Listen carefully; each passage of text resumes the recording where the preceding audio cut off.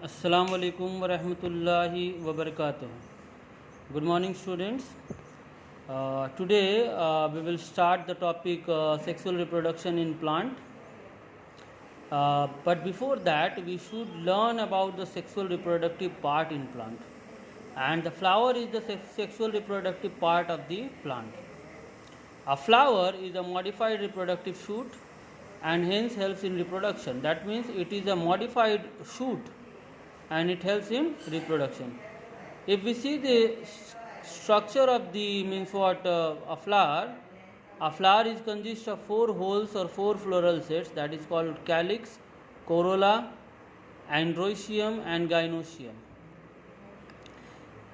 If we are talking about the calyx, the green part of the flower is called calyx and the colorful part of the flower, that is called the corolla.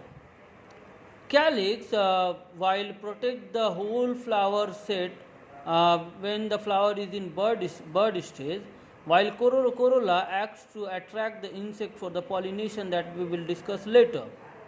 But since we are studying the sexual reproduction in plant, we will only concentrate on the sexual parts, that is androsium and gynosium.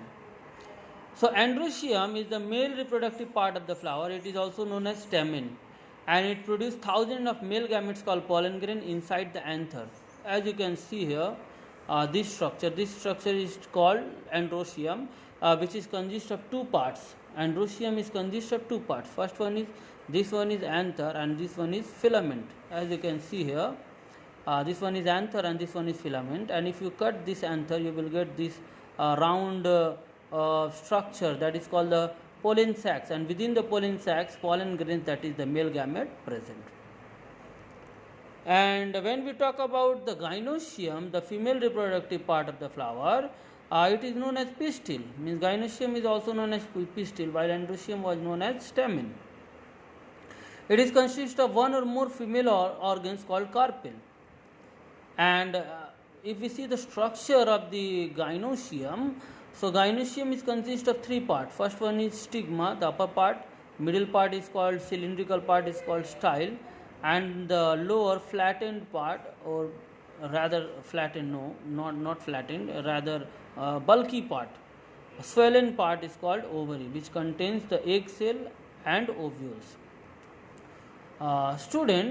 These egg cell when joined with the pollen grain, it cause what fertilization, and the fruits and the seed develops. That will also discuss in the later on in this chapter. Now, if a flower is only having either stamen or pistil or androsium or gynosium, means there are some flowers in which only androsium are found. There are some flowers in which only gynosium are found. So these flowers are called unisexual flower. And if in a flower both the androsium and gynosium is present, then it is called bisexual flower. So the example of bisexual flower, rose, cyna rose, lily, etc. And the example of unisexual flower is maize, pumpkin, bottle gourd. The flower of the maize, pumpkin and bottle gourd.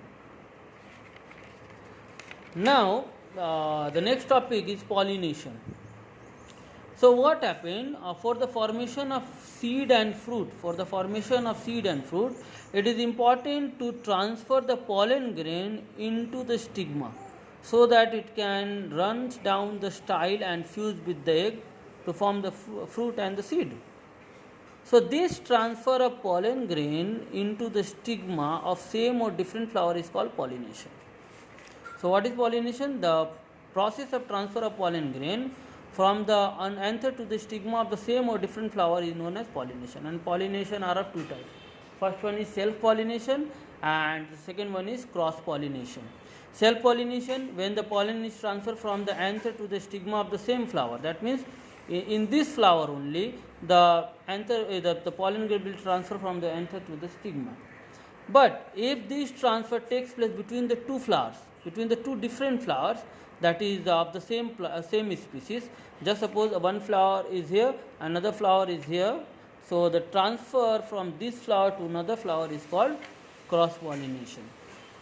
Self pollination can be seen in the case of wheat, barley, oat, peach, and cross pollination seen in the case of apple, date palm, willow, etc. These shows cross pollination.